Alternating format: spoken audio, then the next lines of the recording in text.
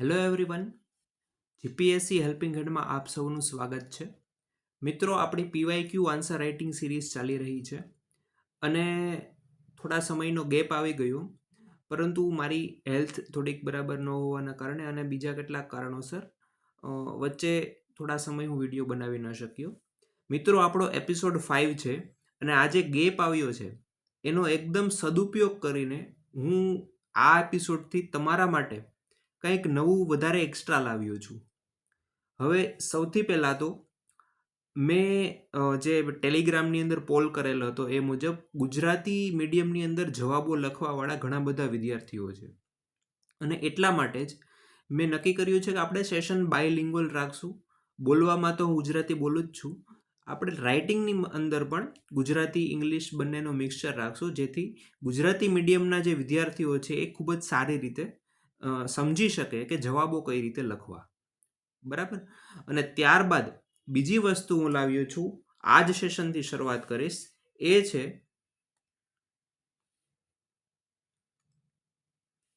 છે live answer writing.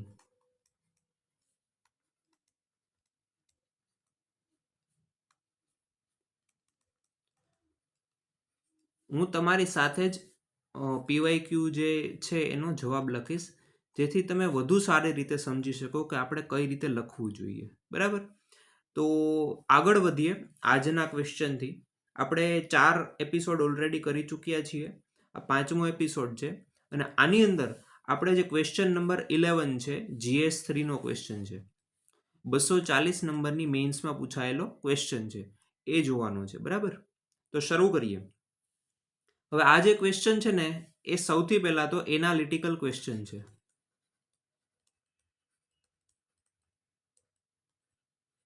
Analytical question છે. આની અંદર તમારી મૌલિકતાની ચકાસણી થશે. એટલે કે આનો કોઈ ફિક્સ આન્સર તમારી પાસે નહીં હોય. જેમ તમને પૂછી લઈએ કે ઇકોનોમીમાં ફોરેન ડાયરેક્ટ ઇન્વેસ્ટમેન્ટ વિશે પૂછી લીધું, પોલિટીની અંદર કોઈ ફંડામેન્ટલ રાઇટને લિંક કરીને પૂછી લીધું, તો એની પાસે તમારી પાસે એક ફિક્સ આન્સર હોય છે. પરંતુ આવા ક્વેશ્ચનમાં છે ને એ કોઈ ફિક્સ આન્સર નથી હોતો. આ તમે જે સમજ્યા છો તમારી આસપાસના સમાજમાં, દેશ વિદેશની અંદર જે થઈ રહ્યું છે, બરાબર, એ બધી ઘટનાઓ એને સમજી છે અને ત્યારબાદ એના નિચોડ દ્વારા તમે જે સમજો છો એ તમારી સમજણને તમારે અભિવ્યક્તિમાં રજૂ કરવાની છે. તો ક્વેશ્ચન શું કહે છે એ જોઈએ. સૌથી પહેલા કહે છે, એક સ્ટેટમેન્ટ આપ્યું છે એણે, again, over dependence on digital tools for information is potential threat to natural memory, problem solving and innovation ability. તો સૌથી પહેલા એણે શું કીધું કે જે ડિજિટલ ટૂલ્સ છે એના ઉપર આપણી જે વધી રહી ડિપેન્ડન્સ છે એ એક ખતરો છે. કોના માટે? જે મનુષ્યની નેચરલ મેમરી, જે કાર્યક્ષમતા છે, આ ઉપરાંત એની પ્રોબ્લેમ સોલ્વિંગ એબિલિટી છે અને ઇનોવેશનની જે ક્ષમતા છે એના માટે. બરાબર. હવે આગળ એણે કીધું કે આ સ્ટેટમેન્ટને એક્ઝામિન કરો અને એવી 4 રેમેડીઝ એટલે કે 4 ઉપાયો જણાવો કે જેથી આપણે આ ડિજિટલ ટૂલ્સ છે એનો સારો ઉપયોગ કરી શકીએ વિધાઉટ ડેમેજિંગ ઇનેટ એબિલિટીઝ, આપણી જે કાર્યક્ષમતા છે એને નુકસાન પહોંચાડ્યા વગર. તો આ આપણો આખો ક્વેશ્ચન છે. 20 માર્કનો ક્વેશ્ચન છે. બહુ સારો ક્વેશ્ચન છે. એકદમ ટફ પણ નથી, એકદમ ઇઝી પણ નથી, એકદમ પ્રોપર જીપીએસસી ટાઈપ ક્વેશ્ચન છે. બરાબર. તો આનો આપણે જવાબ લખવાનો છે. બરાબર. તો સ્ટાર્ટ કરીએ આપણે ઇન્ટ્રોડક્શનથી. હવે આનું ઇન્ટ્રોડક્શન હું કઈ રીતે લખી શકું? આની અંદર મારી પાસે કોઈ ડેટા, ફેક્ટ કે સ્કીમ તો હોય નહીં. આમાં કોઈ સ્કીમ્સ તો હોય નહીં. સ્કીમ્સ તમે ઇનડાયરેક્ટલી લખી શકો, પણ એનાથી બેટર છે કે આપણે કોઈ અલગ ઇન્ટ્રોડક્શન લખીએ, કારણ કે આ એક મૌલિકતાવાળો ક્વેશ્ચન છે. તો આપણે કઈ રીતે લખીએ?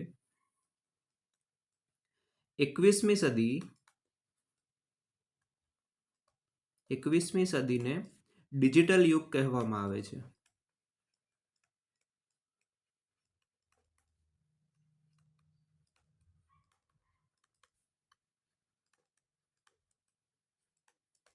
આજે ચેટ જીપીટી, યુટ્યુબ, યુટ્યુબ તથા ગૂગલ જેવા ડિજિટલ ટૂલ્સ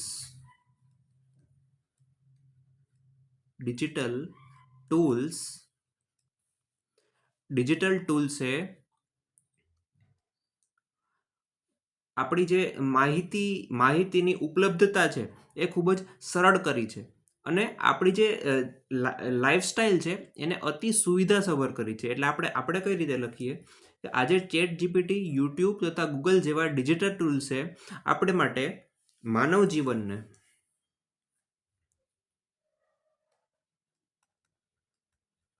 જીવનને અતિ સુવિધાસભર કર્યું છે.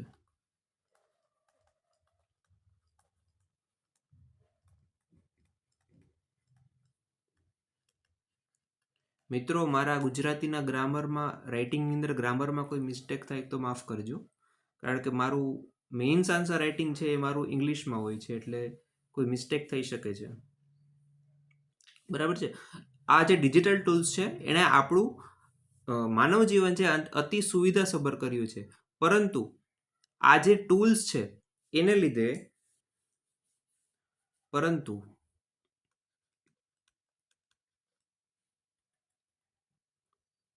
તેમનાથી માનવ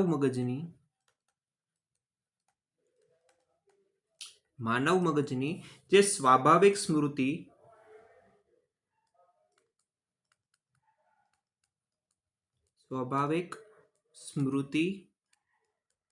એટલે કે નેચરલ મેમરી, તર્ક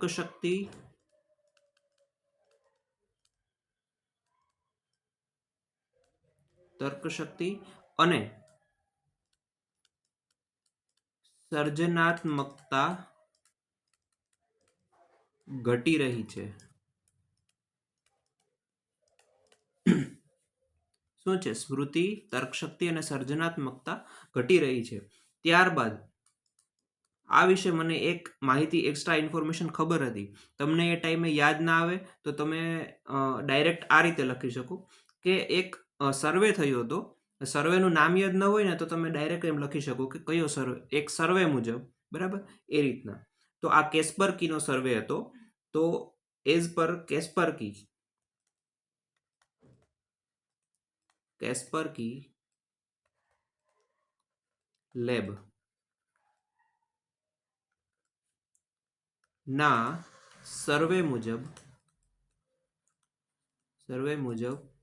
71% લોકો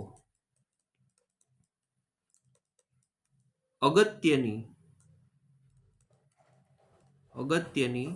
માહિતીને યાદ રાખવાને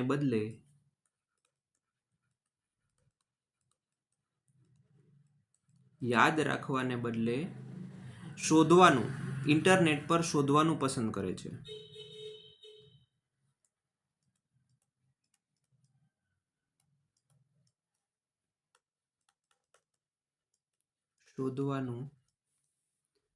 કરે છે.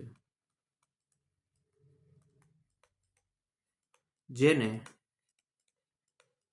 ડિજિટલ એમનેઝિયા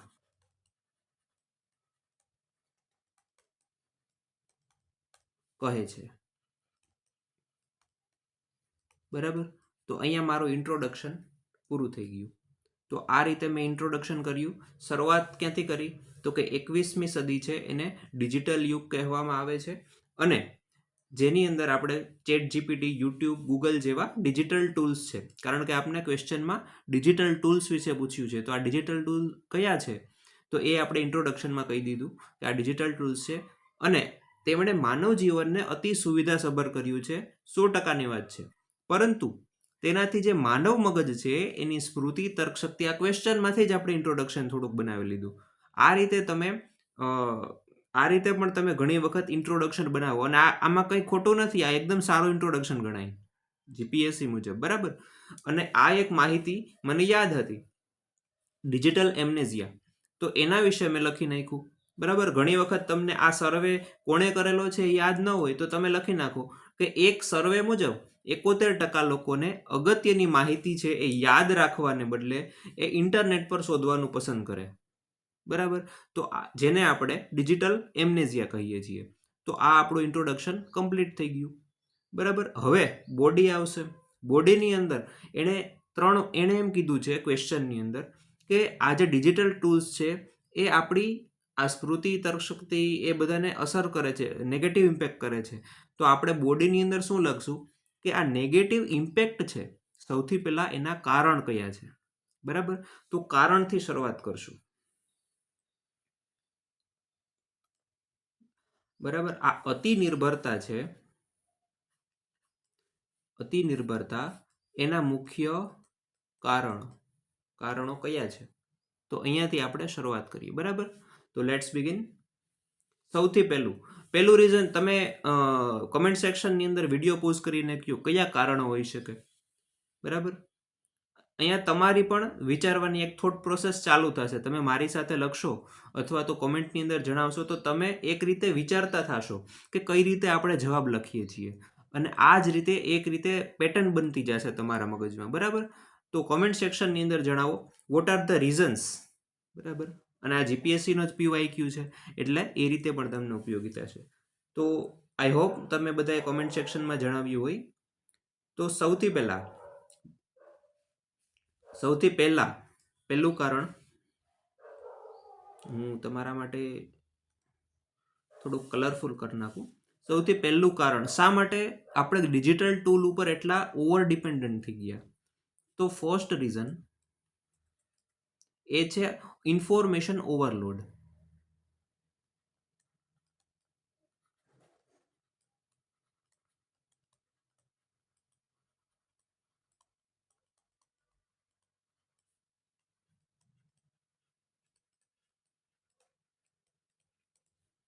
આ શું છે?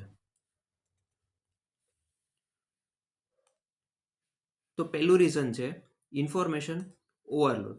એની અંદર શું, અત્યારે ઇન્ટરનેટ ઉપર એટલી બધી માહિતી છે કે જેના લીધે આપણે વિચારવાને બદલે ડાયરેક્ટ ઇન્ટરનેટ ઉપર સર્ફિંગ કરવાનું અથવા તો માહિતી ગોતી લેવાનું પસંદ કરીએ.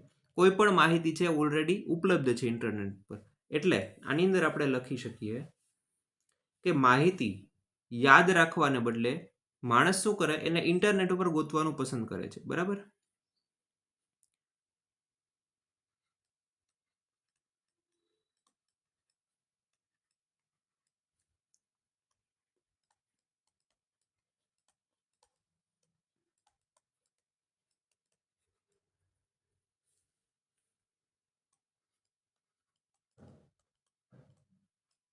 ઉપલબ્ધ હોવાને કારણે માનવી વિચારવાની જગ્યાએ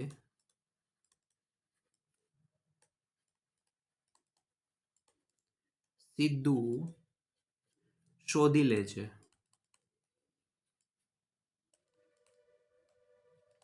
તો આ પહેલું કારણ થઈ ગયું ઇન્ફોર્મેશન ઓવરલોડ. ત્યારબાદ સેકન્ડ રીઝન એ છે, આ બહુ ઇન્ટરેસ્ટિંગ છે, સોરી,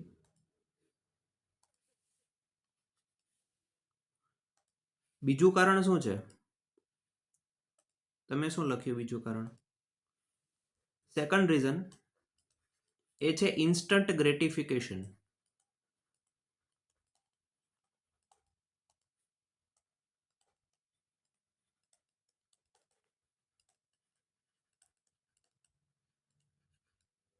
ઇન્સ્ટન્ટ ગ્રેટિફિકેશનનું કલ્ચર. બરાબર. આ શું છે? તો આ તમે પોતે પણ અનુભવ્યું હશે, 101% અનુભવ્યું હશે. આનું એક બહુ મોટું એક્ઝામ્પલ અને સારું એક્ઝામ્પલ આપું. યુટ્યુબની અંદર તમે પ્રોવિઝનલ આન્સર કી નહીં, તમે પ્રિલિમ પરીક્ષા આપીને જાઓ તો ઘરે આવીને સીધું પહેલું કામ કયું કરો? બધા જવાબ આપો કોમેન્ટ સેક્શનમાં. પહેલું કામ તમે કરશો યુટ્યુબ ખોલી અને પેપર સોલ્યુશન. આ શું કામ? કારણ કે તમારે ઇન્સ્ટન્ટ ગ્રેટિફિકેશન જોઈએ છે. તમે લખેલા પ્રશ્નોને બુકની અંદર શોધી તમે સાચું છે કે ખોટું એ વિચારી અને તમે જવાબ નથી મેળવવા માંગતા. તમે શું કોઈ મને રેડીમેડ જવાબ આપી દે, આ છે ઇન્સ્ટન્ટ ગ્રેટિફિકેશન. બરાબર છે ને? મસ્ત એક્ઝામ્પલ. તો આ હવે સમજી ગયા? બરાબર. તો આની અંદર આપણે શું લખી શકીએ કે તરત જ જવાબ લખવા માટે, તરત જ જવાબ મેળવવાની જે ધીરજ છે અને વિશ્લેષણ શક્તિ છે એ આપણી પાસે નથી. એના લીધે આપણે ડિજિટલ ટૂલ ઉપર નિર્ભર થઈ ગયા. તરત જ જવાબ મેળવવાની વૃત્તિ ના પરિણામે ધીરજ અને વિશ્લેષણ શક્તિનો અભાવ.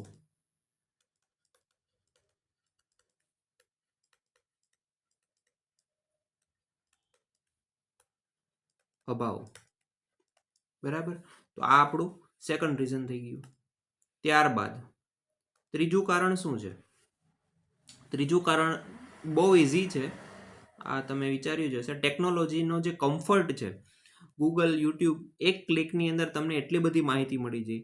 હવે તો ચેટ જીપીટી, તમે એક પ્રોમ્પ્ટ આપી દો, એક કમાન્ડ આપી દો, એ તમને આખી ફાઇલ તૈયાર કરી દે. જવાબ તમારો આખો તૈયાર કરી દે. તમને કયું પ્રોબ્લેમ છે એક વ્યક્તિ તરીકે સોલ્યુશન આપે છે. તો તમે શા માટે એનો ઉપયોગ નહીં કરો? પણ એના ઉપર ઓવર ડિપેન્ડન્ટ થવા માંડ્યા છીએ આપણે. બરાબર. તો ટેકનોલોજીનો જે કમ્ફર્ટ છે, ટેકનોલોજીકલ કમ્ફર્ટ, આ આપણું ત્રીજું કારણ છે. એમાં આપણે લખી શકીએ કે સ્માર્ટફોન અને જે એઆઈ છે, એ જે સાધનો છે એને માનવ જીવનને જે સરળતા આપી છે એ ત્રીજું કારણ છે. સ્માર્ટફોન તથા એઆઈ દ્વારા મળતી સરળતા. બરાબર. પછી પેપરની અંદર તમારે આખું લખી દેવાનું. અહીંયા સ્પેસ મારી પાસે કારણ કે લિમિટેડ છે. ત્યારબાદ ચોથું રીઝન શું વિચારો છો તમને? ચોથું કારણ શું હોઈ શકે? બરાબર. તો આની અંદર આપણે એક એવું લખી શકીએ કે આપણી અંદર છે એક કોગ્નિટિવ એબિલિટી હોવી જોઈએ, એક ટ્રેનિંગ હોવી જોઈએ કોગ્નિટિવ, કે કોઈ પણ મારી પાસે પ્રોબ્લેમ આવે તો એનું સોલ્યુશન પહેલાં હું જાતે મેળવીશ. પણ આવી ટ્રેનિંગ આપને એજ્યુકેશન લેવલથી જ નથી મળતી. ક્યાંક ને ક્યાંક એનો અભાવ રહી જાય છે અને એ જ એક રીઝન છે. બરાબર.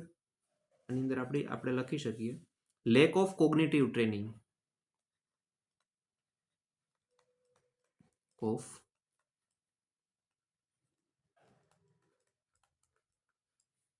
Cognitive training.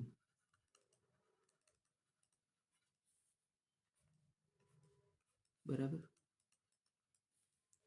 તો આની અંદર તમે સમજી ગયા એક જે પ્રેક્ટિસ હોય કે આપણે કોઈ પણ પ્રોબ્લેમ સોલ્વિંગ છે એને જાતે કરવાનું, પ્રોબ્લેમ આવે તો એનું સોલ્યુશન જાતે મેળવવાનું. તો એ પ્રેક્ટિસ આપણી પાસે નથી અને એ જ રીઝન છે આપણે સ્માર્ટફોન અથવા એઆઈ અથવા ટેકનોલોજીકલ ટૂલ્સ ઉપર ઓવર ડિપેન્ડન્ટ થઈ ગયા. જાતે પ્રોબ્લેમ સોલ્વિંગ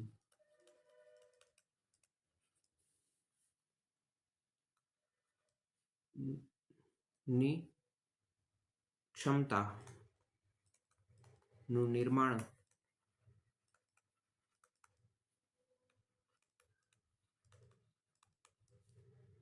કરવાનો અભાવ. બરાબર. તો આ વસ્તુનો જે અભાવ છે એ પણ એક કારણ છે. ત્યારબાદ પાંચમું રીઝન છે, બરાબર, એ છે એજ્યુકેશન સિસ્ટમની અંદર અત્યારે જે ઇસ્યુ આવ્યો છે કે અત્યારે રોટ લર્નિંગ ઉપર વધારે ફોકસ કરવામાં આવે છે, જેના લીધે જે ડિજિટલ ટૂલ્સનો ઉપયોગ થાય છે. પોસ્ટ કોવિડ વર્લ્ડમાં જે એજ્યુકેશન સિસ્ટમ છે એ બદલાઈ ગઈ છે. અને ડિજિટલ સાધનોનો ઉપયોગ એટલો થવા માંડ્યો કે જે ફિઝિકલ ઇન્ટરેક્શન છે એ બહુ જ ઘટી ગયું. તો એ પણ એક કારણ છે. તો એને આપણે ટાઇટલ એ રીતે આપી શકીએ કે issues of post Covid education system.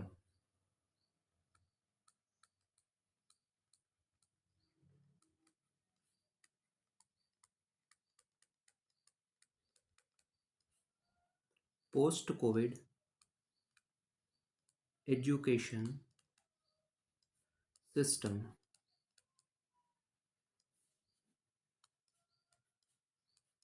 બરાબર. તો આમાં મેં કીધું એ બધું જ તમે લખી શકો કે over dependence on rote learning and digital tools, over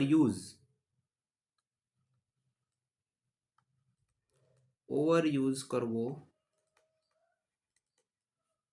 કોનો? Digital tools.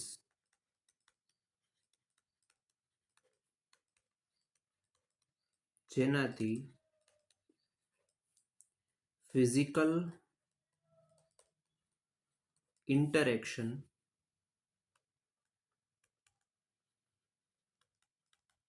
ઘટી ગયું છે. બરાબર. તો આ મુજબ તમે કંઈક કારણો લખી શકો છો. બરાબર. આનાથી વધુ પણ લખી શકો છો. હજી તમારે એક લખવું હોય તો હજી લખી શકો. તમને લખી જ દઉં. 5 થી 6 મુદ્દાઓ ઇનફ છે. કોઈ પણ ટોપિકના કોઈ તમારે સબ ટોપિક હોય 5 થી 6 મુદ્દાઓ મોર દેન ઇનફ છે. બરાબર. તો છઠ્ઠો મુદ્દો આપણે એવો લખી શકીએ કે ફિઝિકલ રીડિંગ અત્યારે ઘટી ગયું. અત્યારે તમે જે લેક્ચર જુઓ છો એ પણ ડિજિટલ છે. નોટ્સ તમે જુઓ છો એ પણ ડિજિટલ છે. બરાબર. તો એમાં છઠ્ઠો લખી શકો કે રિડ્યુસ્ડ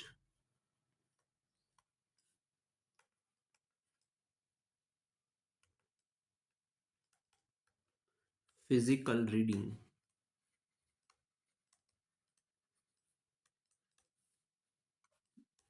ઓકે. તો જે પુસ્તકો વાંચવા જોઈએ, જે એનાલિટિકલ રીડિંગ હોવું જોઈએ, એમાં ઘટાડો થઈ એની જગ્યાએ ડિજિટલ નોટ્સ, કિન્ડલ જેવા જે છે ને,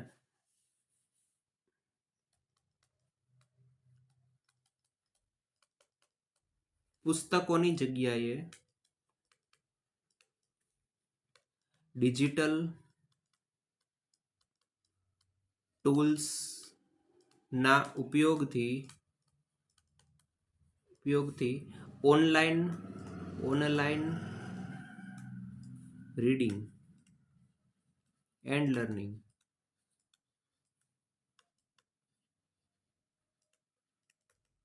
તો આટલા મુદ્દા આપણે લખી શકીએ કે બહુ શા માટે આપણે અતિ નિર્ભર બની ગયા છે. બરાબર. ત્યારબાદ આપણે શું જોશું કે એની અસર શું છે, અને નકારાત્મક પ્રભાવો હવે કયા છે. આપણે જો સૌથી પહેલાં શું જોયું કે એને સ્ટેટમેન્ટ આપ્યું હતું ડિજિટલ ટૂલ્સના નકારાત્મક પ્રભાવો. તો આપણે જોયું કે સૌથી પહેલાં એના કારણો શું છે, કારણો લખી દીધા. હવે આપણે જોઈએ કે એના નકારાત્મક પ્રભાવો કયા છે.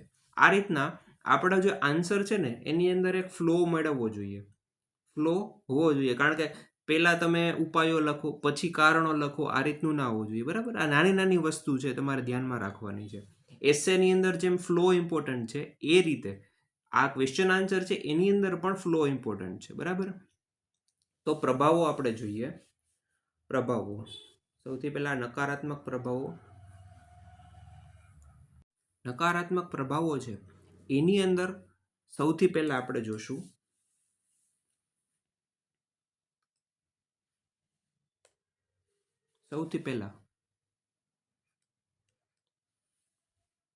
આપણે ફર્સ્ટ જોઈએ સ્મૃતિ શક્તિમાં ઘટાડો. તો પહેલું સ્મૃતિ શક્તિમાં ઘટાડો. તો આપણી જે નેચરલ મેમરી છે એ ઘટી ગઈ આના લીધે. બરાબર. એની અંદર શું લખી શકીએ કે માહિતી છે અત્યારે તરત જ ઉપલબ્ધ છે અને એના લીધે આપણે રિકોલના બદલે સર્ચ કરી લઈએ. હું અત્યારે શોર્ટમાં લખું છું, તમારે ત્યાં આખે આખું સેન્ટેન્સ લખવાનું, શોર્ટમાં લખીને નહીં આવવાનું. રિકોલના બદલે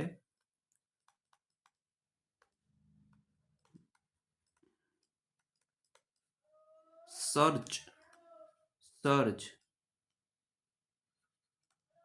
સર્ચ કરવાની જે વૃત્તિ કઈ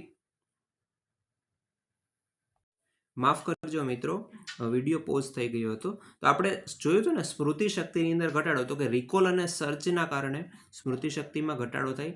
બીજું આપણે જોયું કે તર્ક શક્તિ અને વિચાર ક્ષમતામાં ઘટાડો થાય છે. જે મગજ છે એને સતત રેડીમેડ ઇન્ફોર્મેશન મળી રહી છે. તેના લીધે થાય છે શું કે એ જે પ્રોબ્લેમ સોલ્વિંગની સ્કિલ હોય એની અંદર કામ નથી કરતું અને ધીરે ધીરે એની ક્ષમતા ગુમાવે છે. તો આ બીજો પોઈન્ટ લખેલો, બરાબર. ત્યારબાદ જે ત્રીજો આપણે મુદ્દો લખીએ એ છે ક્રિએટિવિટીમાં ઘટાડો. આપણી જે ક્રિએટિવ માઇન્ડસેટ હોવું જોઈએ, ઇનોવેશનમાં ઘટાડો થાય. ત્રીજું ક્રિએટિવિટીમાં ઘટાડો,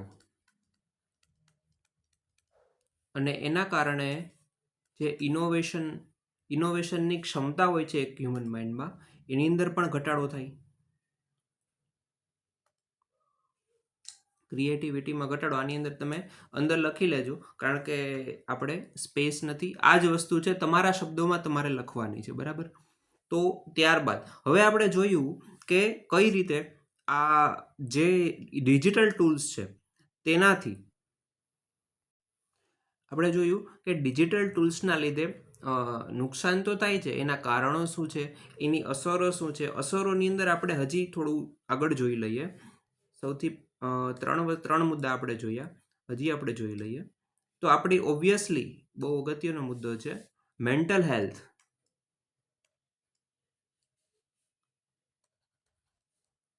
માનસિક સ્વાસ્થ્ય ઉપર અસર થાય.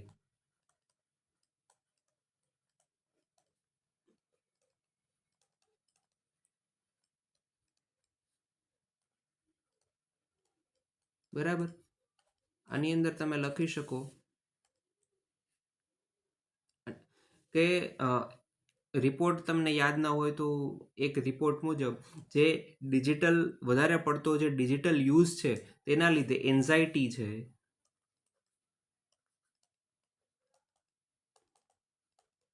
ડિપ્રેશન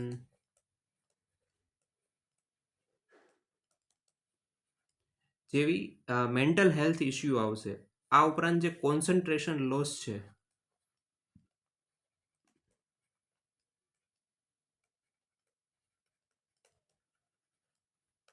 એમાં વધારો થશે.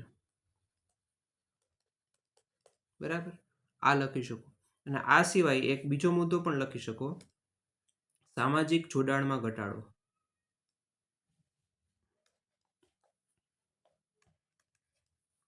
સામાજિક જોડાણમાં ઘટાડો.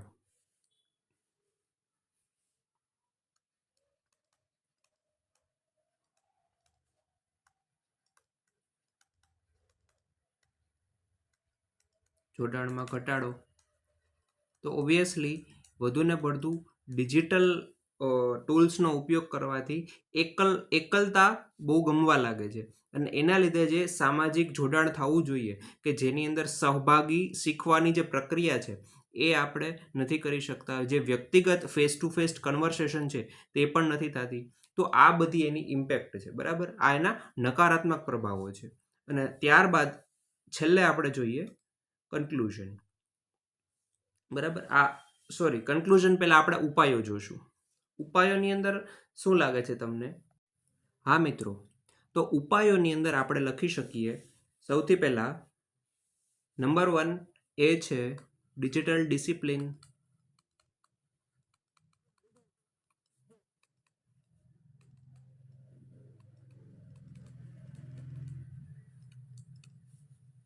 જેમ કે નો સ્ક્રીન આવર્સ છે એ ટાઈપની ડિજિટલ ડિસિપ્લિન.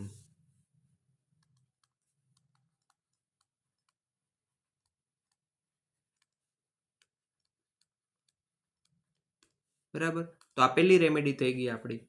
કે આપણે શું કરીએ છીએ કે ડિજિટલ ટૂલ્સનો ઉપયોગ પણ કરીએ, તેનો ફાયદો પણ લઈએ અને એની નેગેટિવ ઇમ્પેક્ટ આપણા જે કાર્યક્ષમતા છે, આપણી જે એબિલિટીઝ છે તેની ઉપર ન થવી જોઈએ. એ આપણો હેતુ છે.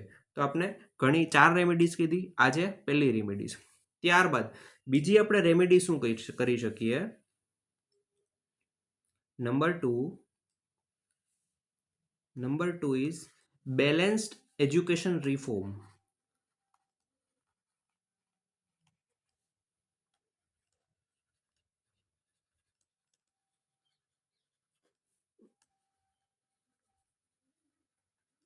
આપણે આગળ જોયું હતું કે શાળાઓની અંદર પણ આજે પોસ્ટ કોવિડ વર્લ્ડ છે એની અંદર વધુ ને વધુ ડિજિટલ ટૂલ્સનો ઉપયોગ થાય છે, ઓનલાઈન લર્નિંગનો ઉપયોગ થાય છે, બરાબર.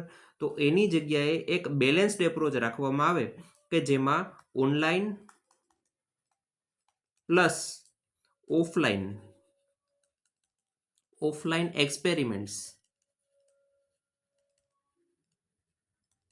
આ સિવાય ચર્ચાઓ, આ બધાનો સમાવેશ થાય કે જેનાથી વિદ્યાર્થીને ઓનલાઈન દ્વારા એક વધુ ઇન્ટરેક્ટિવ માહિતી મળે, તેમની નોલેજમાં વધારો થાય અને સાથે સાથે એક્સપેરિમેન્ટ, જે પ્રેક્ટિકલ એક્સપેરિમેન્ટ છે તેના દ્વારા એ સાથે સાથે એ સમજી શકે વ્યવસ્થિત રીતે તેમની, બરાબર, ચર્ચાઓ થાય. અને ત્યારબાદ ત્રીજો મુદ્દો આપણે લખી શકીએ કે પબ્લિક અવેરનેસ કોઈ પણ મુદ્દો, માફ કરજો મિત્રો, બહુ બધા ડિસ્ટર્બન્સીસ આવે છે. ત્રીજો મુદ્દો પબ્લિક અવેરનેસ.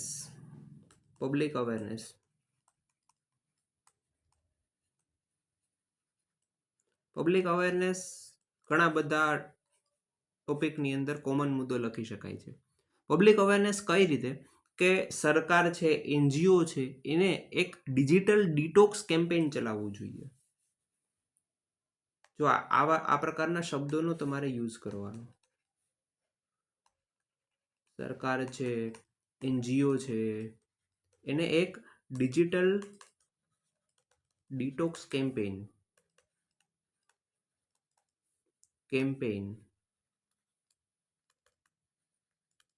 એ ચલાવવું જોઈએ કે જેનાથી એક ડિજિટલ ટૂલ્સનો લોકો બેલેન્સ્ડ ઉપયોગ કરી શકે, બરાબર. અને અંતે ચોથો મુદ્દો આપણે શું લખી શકીએ? ઓબ્વિયસલી ફેમિલીનો રોલ ઓફ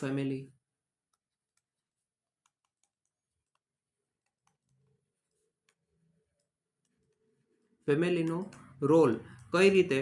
તો કે બાળકો છે એની અંદર ગેજેટ ફ્રી ટાઈમનું પાલન કરાવવું, બાળકોમાં ગેજેટ ફ્રી ટાઈમનું પાલન કરાવવું, બાળકોમાં ગેજેટ ફ્રી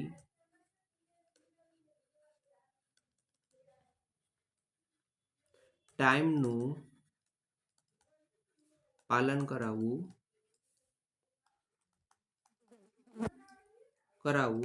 આ ઉપરાંત કુટુંબની અંદર ચર્ચા અને સંવાદની પરંપરા,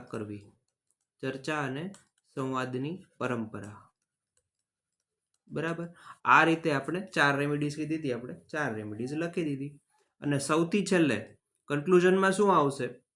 આનું કન્ક્લુઝન કઈ રીતે લખશો? જો આવા જે ક્વેશ્ચન હોય ને એનું કન્ક્લુઝન બહુ ઇઝી હોય લખવું, બરાબર. હું આ રીતે લખીશ કન્ક્લુઝન. તો આ રીતે કંઈક લખી શકાય કે ટેકનોલોજી છે ને એ માનવ વિકાસનું સાધન છે, બરાબર છે, એનો સ્વામી નથી.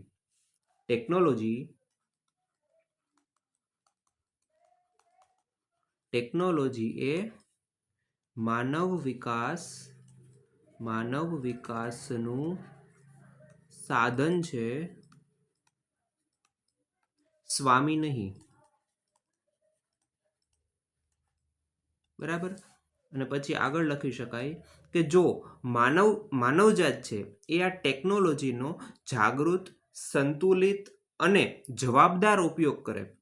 જો શબ્દો, લેંગ્વેજ હું કહું છું બહુ જ ઇમ્પોર્ટન્ટ છે. જો માનવજાત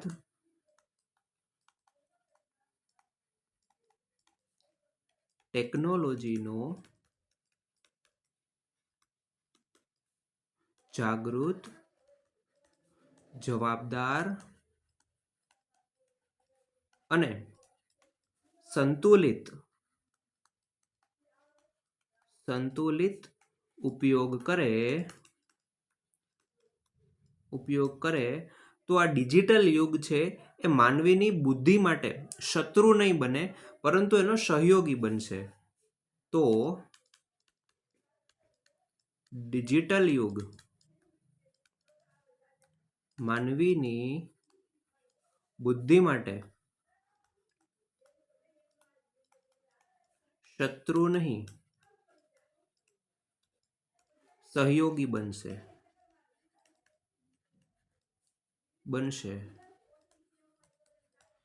અંતે જે આ ડિજિટલ પ્રોગ્રેસ છે અને હ્યુમન ઇન્ટેલેક્ટ છે એનું એક સાચું સંયોજન એ જ આધુનિક વિકાસ છે. બરાબર, એ તમે છેલ્લે લખી શકો છો.